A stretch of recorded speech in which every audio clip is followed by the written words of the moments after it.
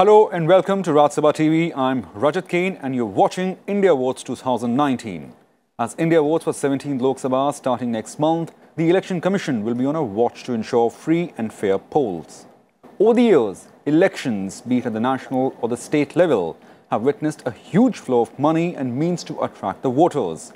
In fact, one of the biggest challenges for the Election Commission in the recent years has been monitoring of election expenses of candidates and political parties.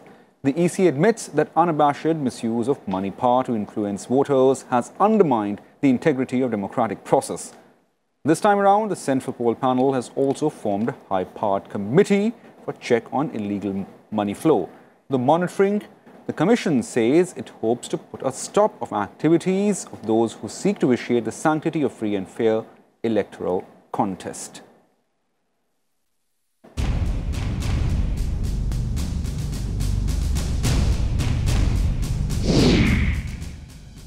The Election Commission has set up a high-powered committee with the heads of multiple enforcement, financial and security agencies on board for a coordinated and comprehensive check on illegal money flow in the upcoming Lok Sabha elections. The idea is to cover all areas related to illegal money flow in elections. This includes the generation of such funds, to their movement across borders and states, and its ultimate distribution as bribe to influence voters ahead of elections. A check on these activities will help ensure free and fair polls. Banks are also being roped in to assess bank deposits over the last 2-3 months that are extraordinarily high. The expenditure monitoring machinery will have a special focus on Tamil Nadu, Andhra Pradesh, Telangana and Karnataka, as these states have seen extraordinarily heavy cash seizures in the past elections. The EC will send at least 2 expenditure observers to each of these states for keeping a watch on money flow situation.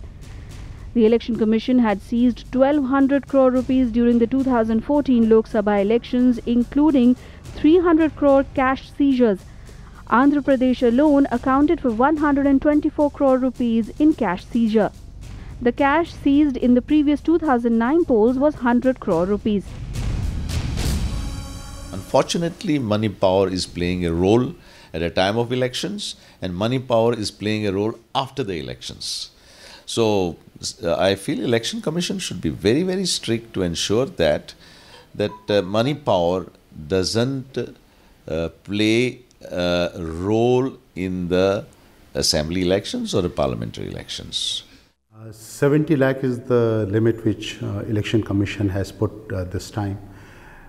I personally feel that it is more than enough, because raising the limit to beyond a certain amount actually excludes the candidates with limited amount of resources. We have always strived to fight elections on low funding, because we sincerely believe that spending a lot of money in the elections is one of the major causes for corruption in this country. The Election Commission will send expenditure observers to states, and there will be surveillance teams as well. If the surveillance teams recover 10 lakh rupees or above in cash from a person, then the Income Tax Department must be called in to do verification of the source of the cash. If the cash is below 10 lakh rupees, then the District Coordination Committee headed by the District Development Officer can do the verification about the source of the money. The cash will be seized if the holder fails to tender satisfactory explanation or evidence such as an ATM withdrawal receipt. The IT department can also seek explanation and proofs regarding the source even if the cash is less than 10 lakh rupees. All expenditure on campaigning, advertisement and social media is to be included in the election expenditure account. All provisions of Model Code of Conduct shall also apply to the content being posted on social media by candidates and political parties. The intermediaries, viz. Facebook, Twitter, Google and YouTube, have committed in writing to ensure that any political advertisement published on their platforms will be certified from MCMC. Google and FB have also announced verification of political advertisers and ad archives. With reference to advertisement buying, social media platforms have committed to implement pre-certification, as I said earlier. The Election Commission will also keep a close watch on all expenditure on campaigning advertisements on social media. This expenditure will have to be included in the election expenditure account. To ensure compliance, a social media expert will now be part of the Media Certification and Monitoring Committee at district and state levels. Candidates and political parties will have to include all expenditure on campaigning, including the expenditure on advertisements on social media, in their election expenditure account. Bureau Report, Rajya Sabha TV.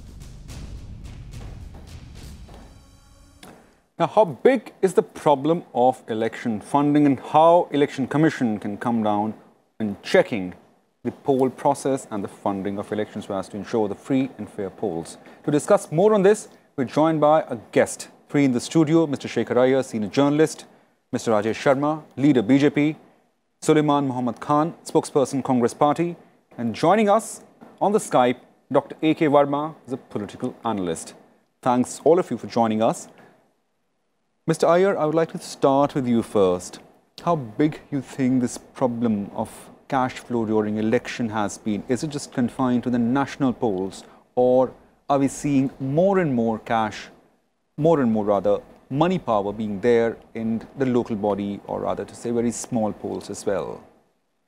No, well, it is an open secret that the amount of money that is involved in elections, everybody knows. It is not this party or that party, but a lot of money is goes into this electioneering, conducting campaigns, buying space in newspapers. There's a lot happening. Sometimes the parties spend themselves, sometimes the candidates spend, sometimes there are patrons of candidates who also spend.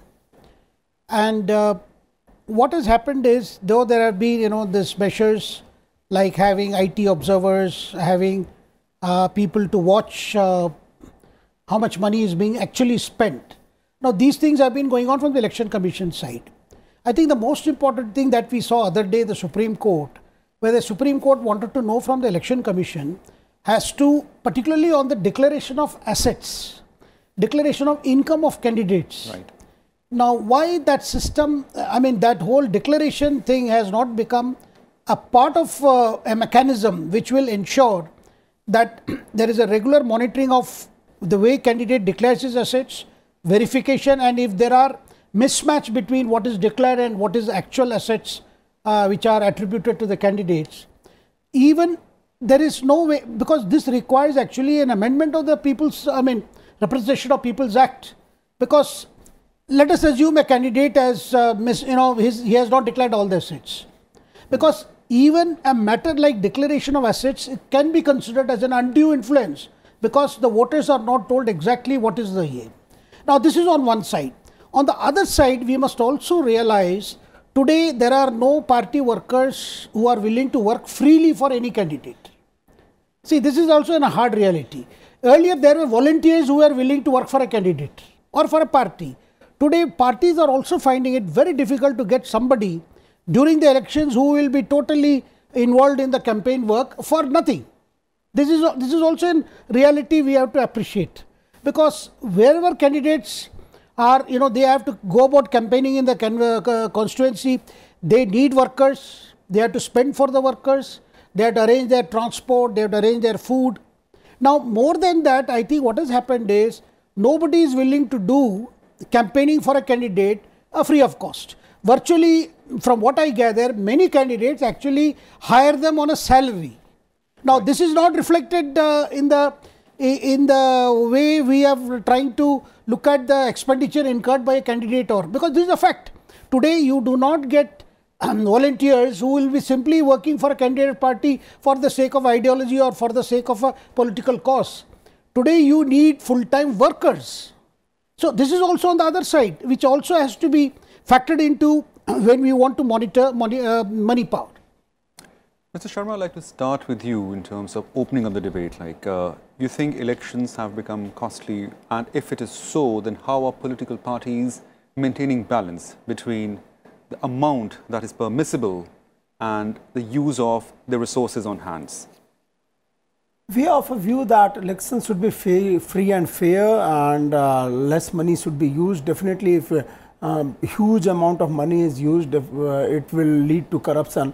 So definitely we have taken few steps also, like the funding part. We have reduced the cash funding from 20,000 to 2,000.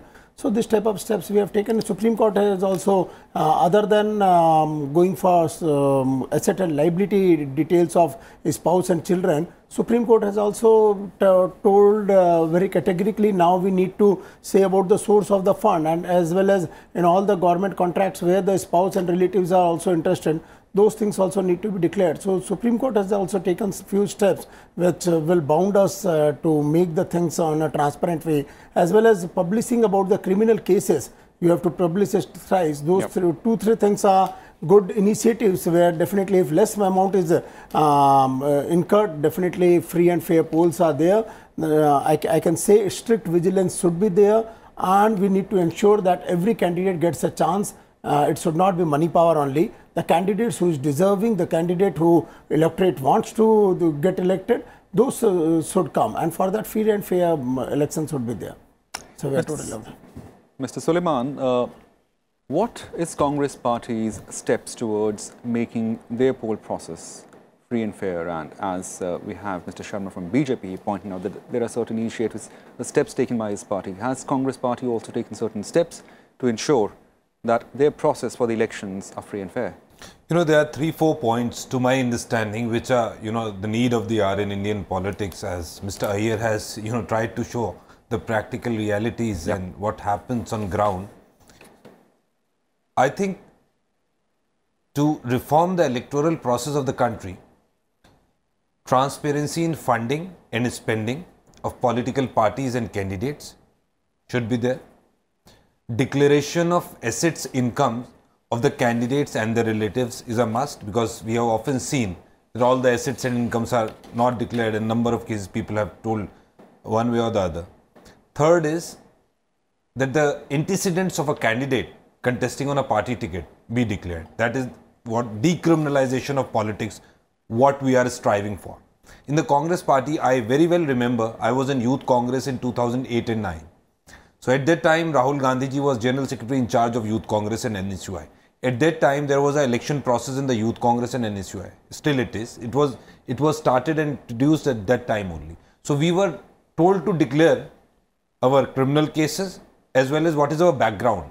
So any candidate who has a serious criminal charge, a 307 FIR, like attempt to murder FIR. Right. So he will not be allowed to contest. His nomination has been, you know, in all those cases in UP, I remember, were cancelled just because he was having a serious criminal FIR against him. This is how we started. And to my understanding, this is where we start from, NSUI and Youth Congress.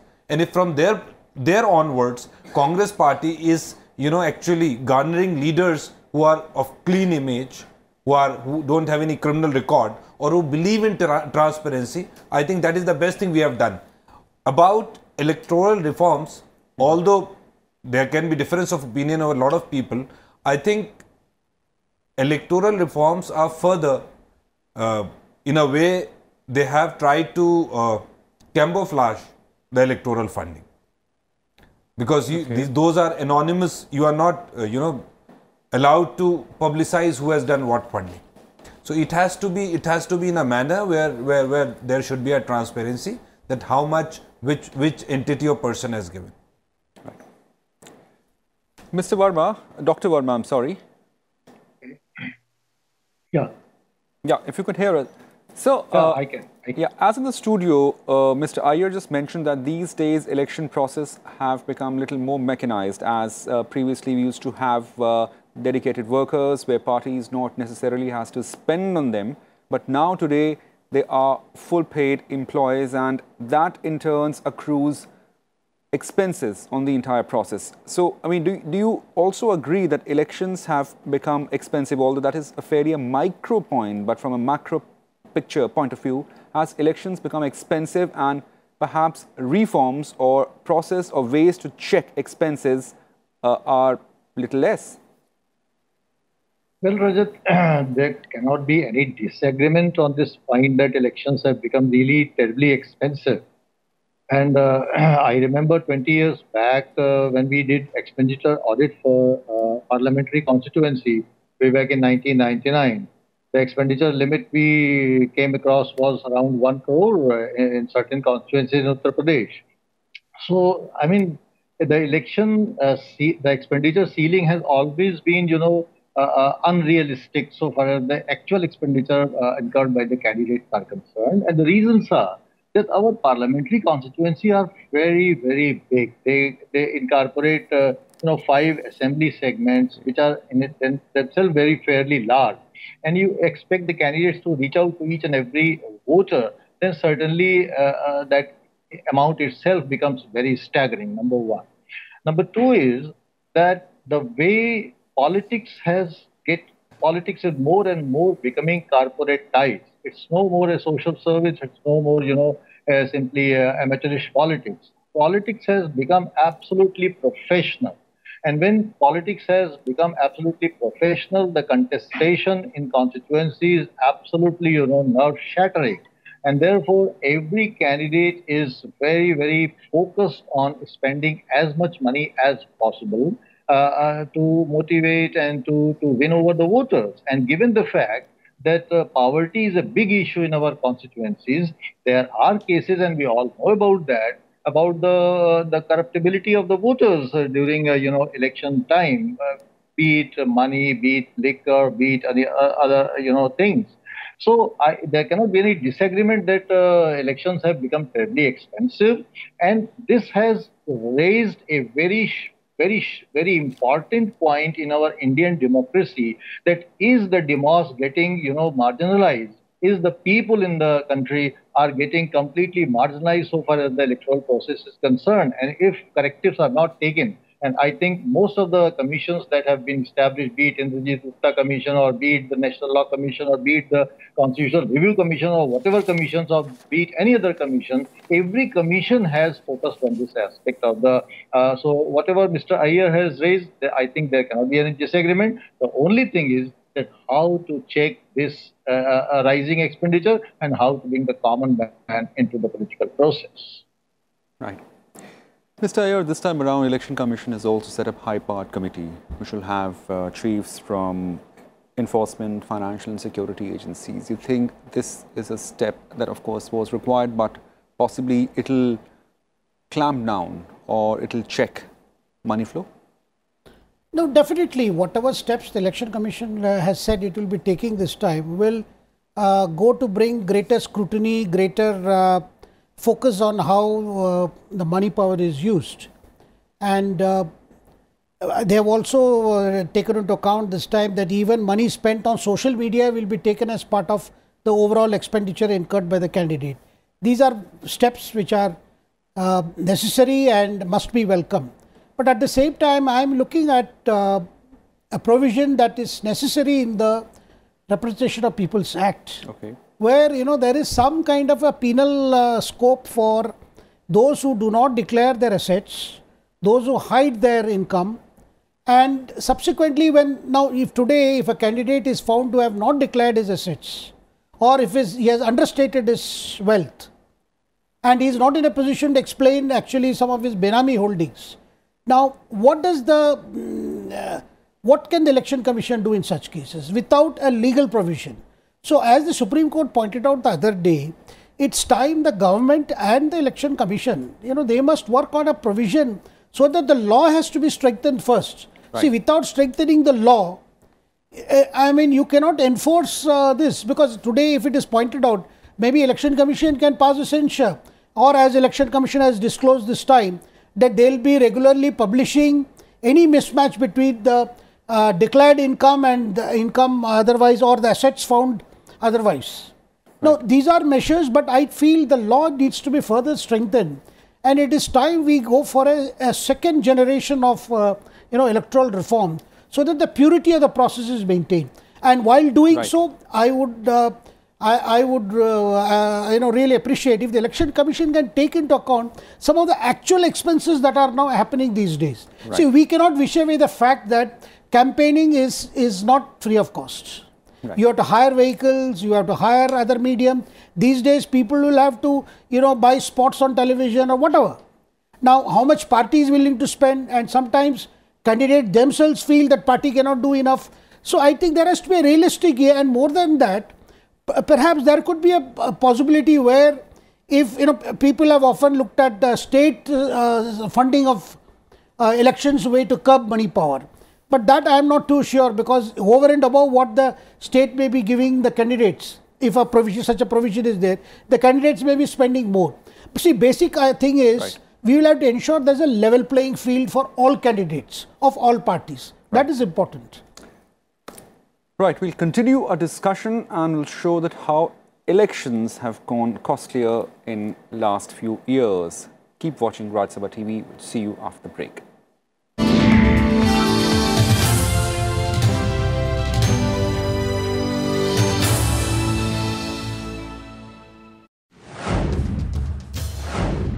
Hello and welcome to Security Scan. I'm Vishal Dahiya, and this week we will take a look at the Akula class submarine. The Akula is an SSN. Basically, the SSN is the perfect sort of platform a blue water navy has. It's fast, it's stealthy, it has a considerable strike package, you can use it for land attack, you can do ISR, all of those things. It also has a certain strategic role to play. India has taken a right call and Russia has provided the submarine. But again, as I always say, that time for us to build our own.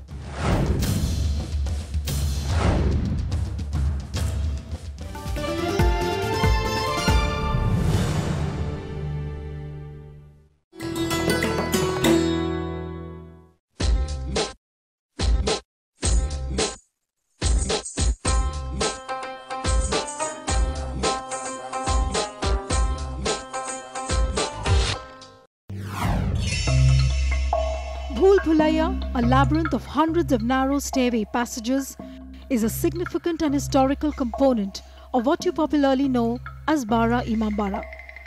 Some of these narrow stairways have dead ends, some end at precipitous drops, while others lead to entrance or exit points. Historically, Bhul Bhulaiya was constructed to confuse the enemy intruder, and the narrow lanes of the labyrinth can make anyone feel lost. The structure contains various strategically built hollows in the corridors.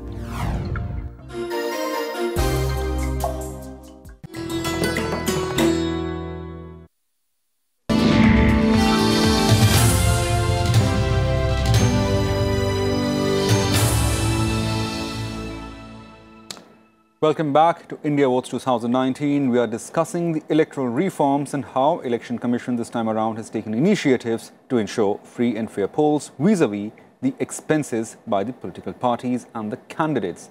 Now, however suspenseful an election may be, one thing has been a constant. The cost of each successive Lok Sabha election have only escalated. And by that measure, the upcoming general election may well be the most expensive, according to some observers.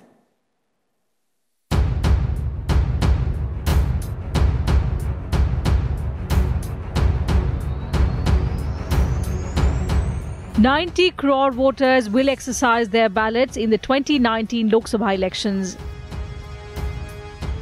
It is a busy season for political parties who have public rallies to conduct, agendas to advertise, and public events to organize. All these activities are expensive and need lots of funds.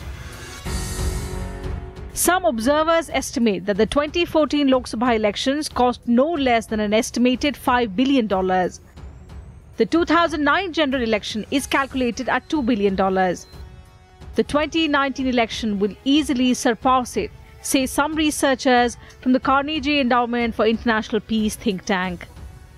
In contrast, the limit set by the Election Commission on political funding is just a fraction of this amount. The gap between what is spent and what is legally allowed makes political funding opaque. Because money power is playing a role, you don't get good people. So I feel that the People's Representation Act has to be suitably amended so that people get a good representative and are also in a position to elect a good representative who can play a very good role in the development, progress of the state or of the country. And it requires altogether new reforms in elections. Observers say that although candidates are required to disclose their campaign spending in great detail, their disclosures need to be taken with more than a pinch of salt. Political parties benefit income tax exemptions, but their accounts are not subject to any genuine scrutiny. Further, cash still plays a significant role in elections, compounding the problem. According to observers, steps to address the problem, like electoral bonds, have also not yielded the desired results. Bureau Report, Rajya Sabha TV.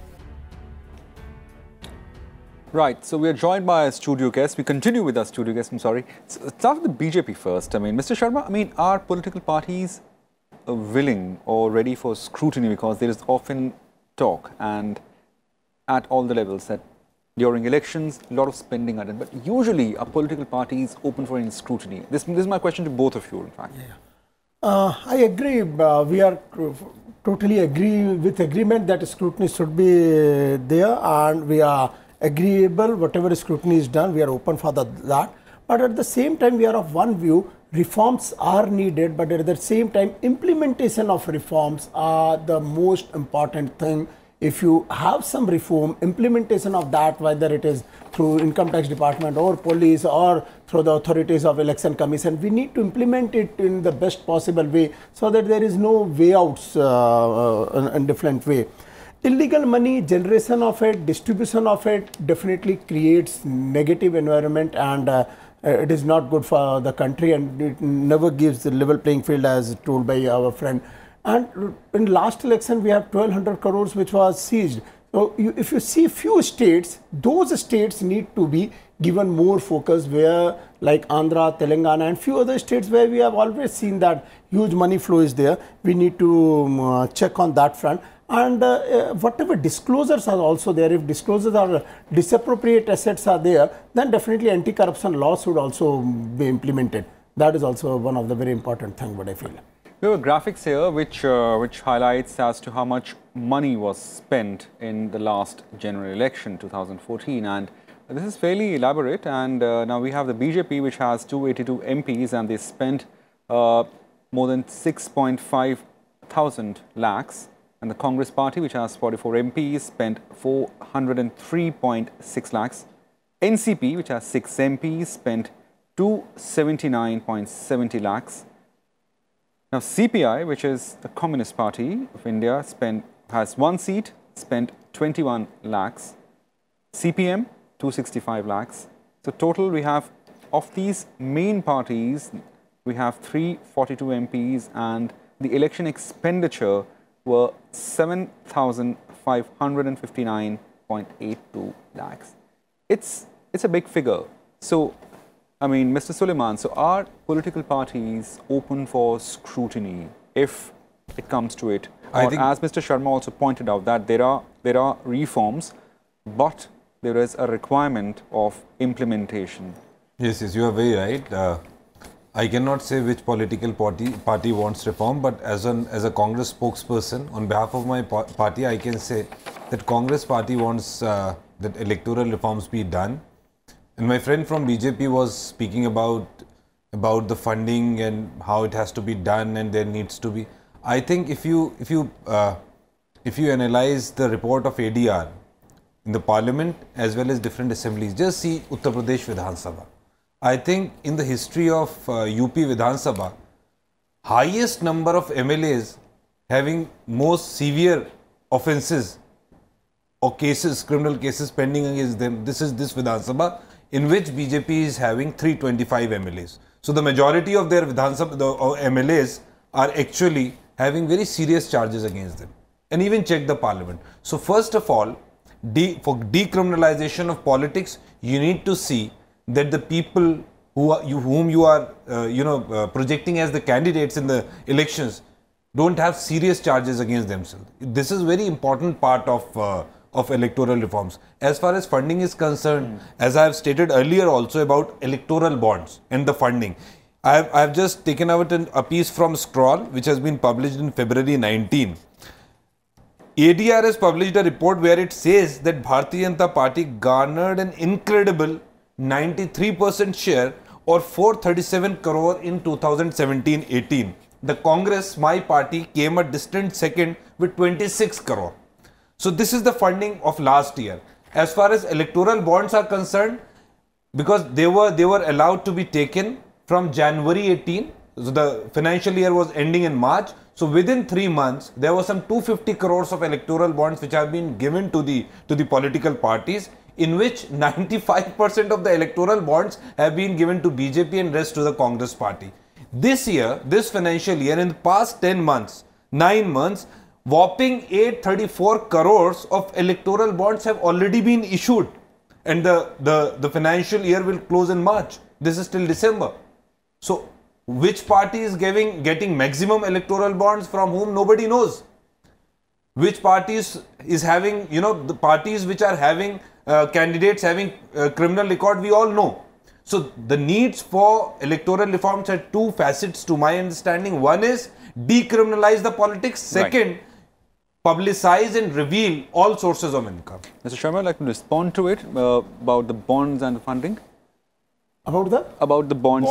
About the bond funding, let me say. And also, I mean, the country knows, the general electorate is in favor of BJP. Definitely, the ones who like BJP will give donations to BJP. There is no negativity in that. And the second thing, decriminalization, we are totally against criminalization. And if we check about the way this affidavits have been given and publishing on good newspapers, whatever was there are a lot of cases which are on politically motivation, which if a person goes for some political program or something else and some criminal cases do come, those criminal cases cannot be counted as the criminal cases which are having very severe consequences at public at large. So those cannot be compared with those others. In a very short reply, with all due respect to my friend from BJP, and I don't want to embarrass you, but the reason is those cases are different, which are during the political life or political movements.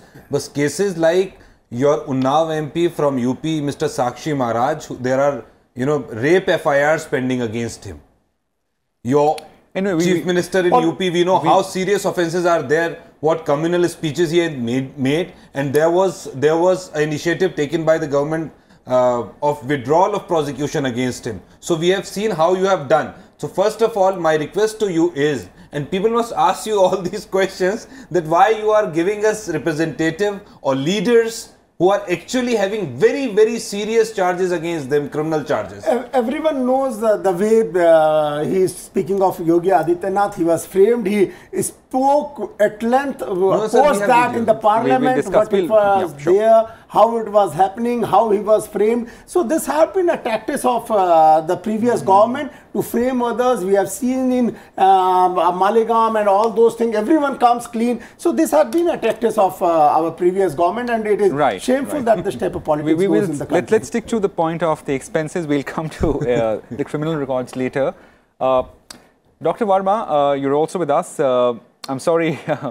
Now, could you hear me, sir? Yeah, I can. Yeah. So back to the point of the election expenditures. So does the expenses vary and it becomes difficult to measure it in terms of the constituencies? Like, sure. I mean to say, what I'm asking here is that two of our panelists from the political parties, they are stressing on electoral reforms. So does the contours of reforms differ in terms of constituencies? Rajat, there cannot be any disagreement that electoral reform is very much on our agenda of our polity. But it is an ongoing process, and you cannot stop at one point and say all the reforms have been done. As we evolve, as problems come, we have to handle that. So I would like to raise the debate beyond delegational politics. Yeah. And one thing I would, with due respect to each and every political party, and some of us probably have hinted that electoral laws need to be strengthened and all.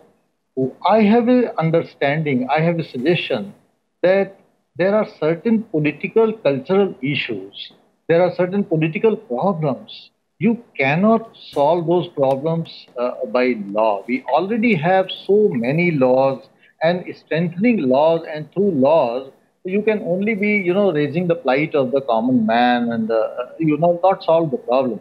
So there has to be some sort of a political, cultural, address to the issue of how the expenditure has gone up and how it can be brought down. I would like to raise two questions here for all the panelists. One is that have we ever considered, have we ever thought why after all the expenditure level has gone up, number one.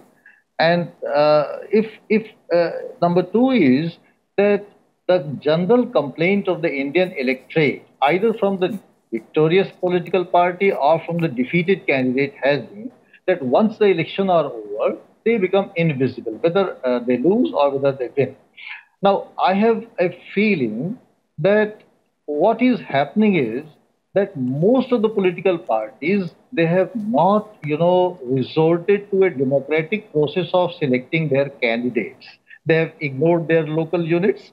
They have, planted outside candidates on the constituency, with the result that the most of the candidates who come from outside and who are almost considered to be an outsider even by the local unit of a political party, they have no option but to purchase voters and spend a lot of money. That is one why the expenditure level has gone up. And the second is that because of their disconnect with the electorate after the elections, they disappear for the whole 5 years and then suddenly appear again at the next election. So because of this disconnect with the voters, they are required to, they don't know the electorate. And therefore, because our constituencies are very big, why do you have to win an election in 14 days time or 20 days time? Why don't you utilize a 5 years period for winning the election? Because that would require a lot of contact and connection with the people. So once our candidates, political parties, their workers, they are getting connected to the electorate and the voters, I think the expenditure would not be required to be so high, because the voters, their Indian voters are very, very emotional. Even if a candidate visits the voter once in 5 years, I am very sure that the voter would probably vote the candidate. But the unfortunate part is that the candidates even do not find time to visit their voters even once. So this is something which has to be taken into cognizance by all the political parties. But expenditures, of course, they need to be, as somebody was suggesting, funding. But then we have to realize, we have to take cognizance of the fact that ours is a poor country. And state funding, if at all the panels which have given their recommendation for funding, they have already recommended that the funding, it has to be very carefully done. It has to be done to people or political parties who are really serious in politics, and not for the people who just for the fun's sake, or just for some gimmicks, or just for some advantages to other political parties or themselves. They just appear.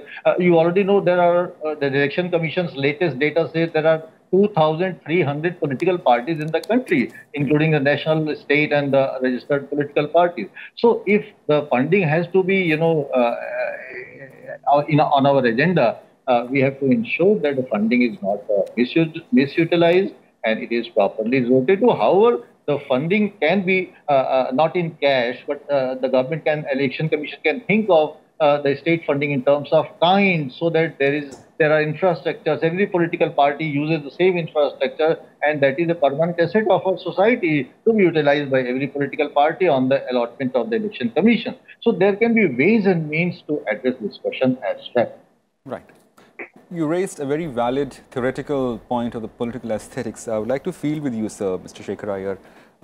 Dr. Verma said that there is this tendency among the candidates who either win or lose the elections. They lose connect with the voters for the next 5 years, and then they want to win elections in just a matter of fortnight. So then more funding and possibly more means to attract voters come into it.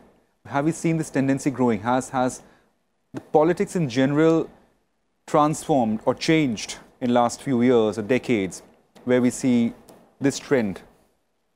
No, money, I do not think that money can replace or can make up for the lack of activity or work by the candidate or the elected representative for his people. I don't think that can change like that, because people, the voters are also demanding. Voters also are watching their representatives, what they are doing for their constituency.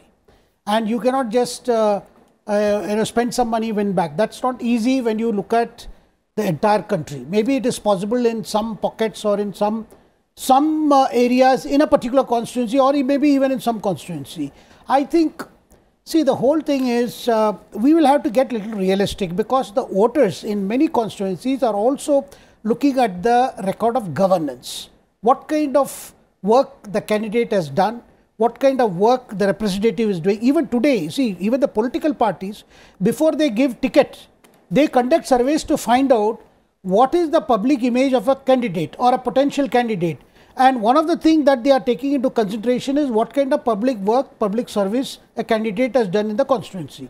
It's no longer so easy even to get a ticket any party unless you have on your own over a period of time have been popular in that area, done some public work, done some NGO activity, because this is also become a criteria in selecting a candidate. So therefore, it is not easy to, just take the voters for a ride. That is not possible. After getting elected, even more it is not possible, because today voters are very aware what they want from their MP and what kind of work has been done or not done. That is there. And I think the bigger part, I think the problem with money is what is happening in, there are states that Election Commission also mentioned, like states like some states in the south, where the tendency has been, somehow to spend money even for votes. Actually, we have seen instances of, you have had sting stories that have shown how, some candidates are known to distribute money for vote, which is a very serious offence. Now, this is also a reality, and I think the ideal way to go about checking money power would be create a system where the candidates are not forced to spend money just for, disproportionately. Right. See, that affects the free and fair part of the election. And the second part is you allow some kind of a platform where every candidate is able to canvass, at an economic cost. Today, it is all left to the candidate to do it. Perhaps every constituency could have a public platform where the candidates in the course of the campaign come and explain what they do for the constituency or what they have done for the, this is a practice which is seen in some Western countries where they do not have to, spend money erecting platform, holding rallies. Instead, they can have meetings. There are public platforms created by some groups which are impartial groups, which hold this kind of debate in the constituency. I mean, that would require a little more mature way of handling things, because those would be the ideal ways. But in the meantime, we need to look at our laws too. What else can be done to prevent use of money power? The implementation, essentially. Right. We have a more such discussion on this issue. Time for a very short break.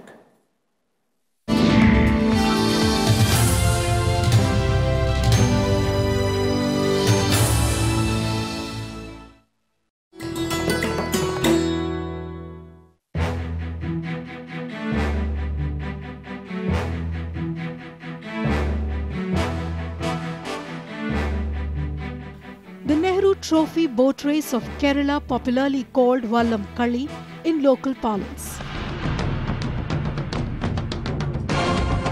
This historic boat race dates back to 1952, when Pandit Nehru visited the state and a pageantry of boats accompanied him from Kottayam to Alappuzha.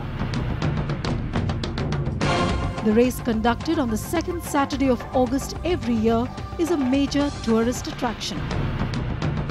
It's generally the snake boats which participate in the race, and hence the shape of the winner's trophy is also a replica of a snake boat.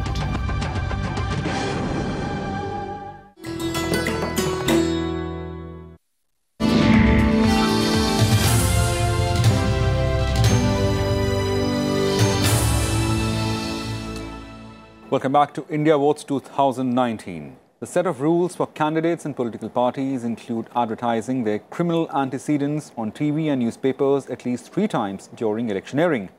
Though directions in this regard were issued on October 10, 2018, the rule will be used for the first time in this Lok Sabha elections. The elections are scheduled to be held from April 11 to May 19th. The Election Commission directs that political parties also have to give publicity to the criminal records of candidates fielded by them.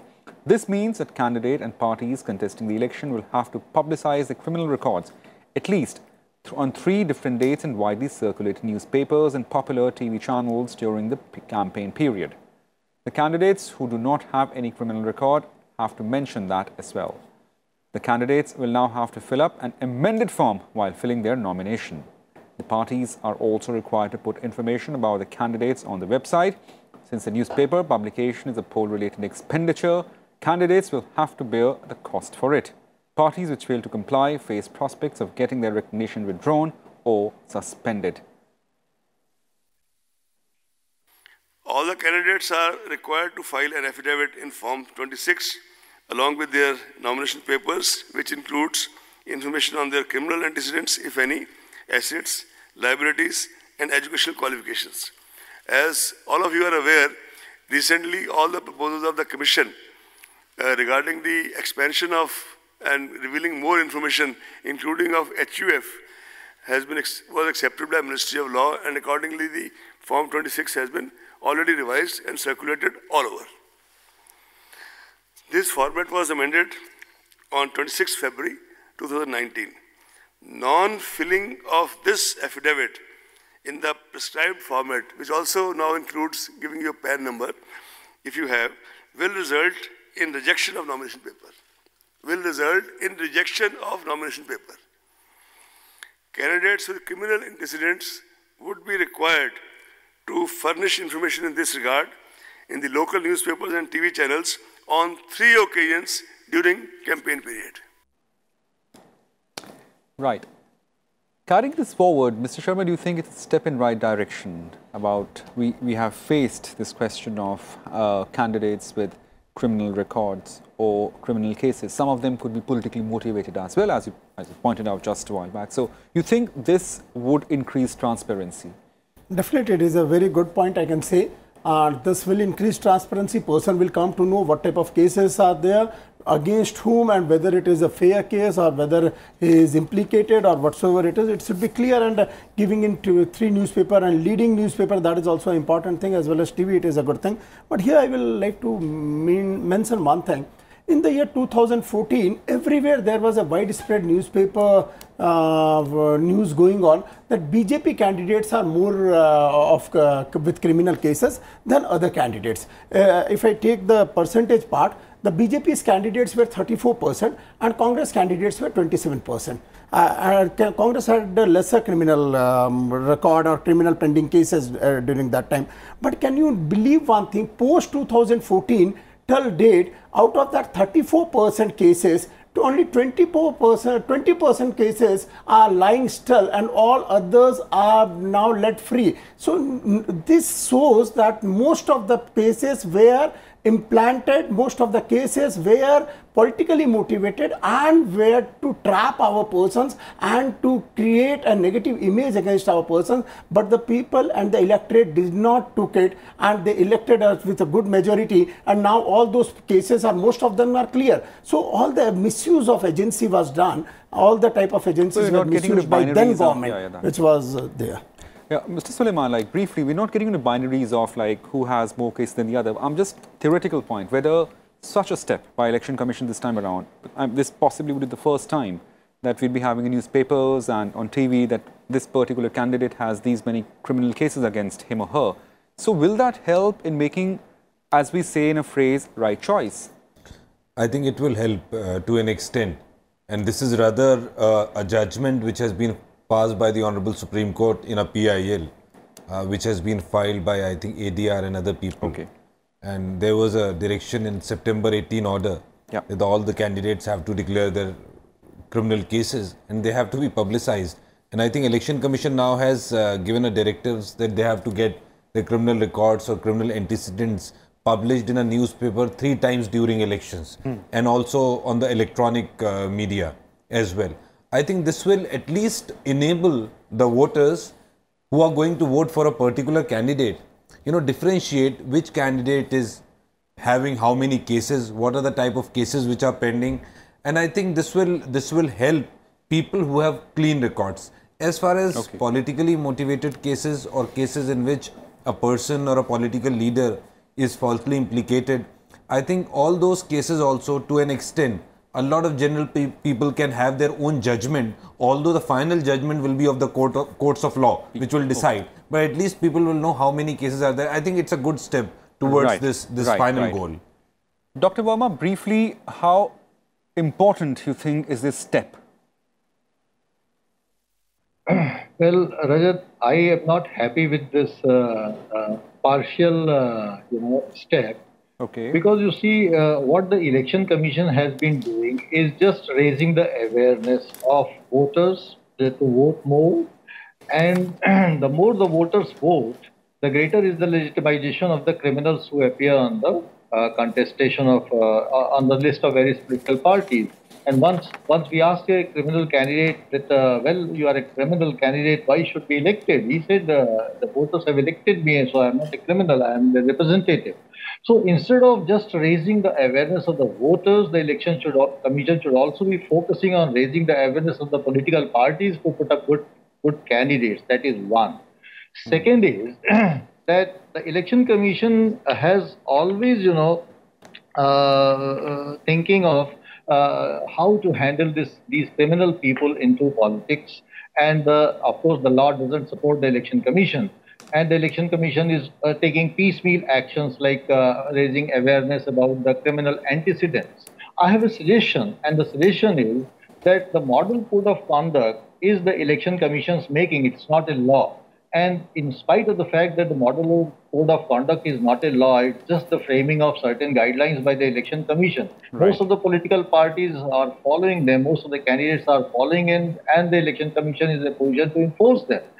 Can't the Election Commission frame certain norms in consultation with political parties so that criminal candidates with certain criminal antecedents, they are actually not, allotted party symbols. At least the allotment of symbols order is within the domain of the Election Commission. So if the Election Commission, in consultation with several political parties, frame certain guidelines that criminal antecedents of such nature, they shall not be, appreciated by the Commission. And therefore, if they legally cannot stop them, at least the Election Commission will certainly say that under the model code of the conduct, we shall withdraw the official party symbols from the candidate. Let them fight elections as independent candidates.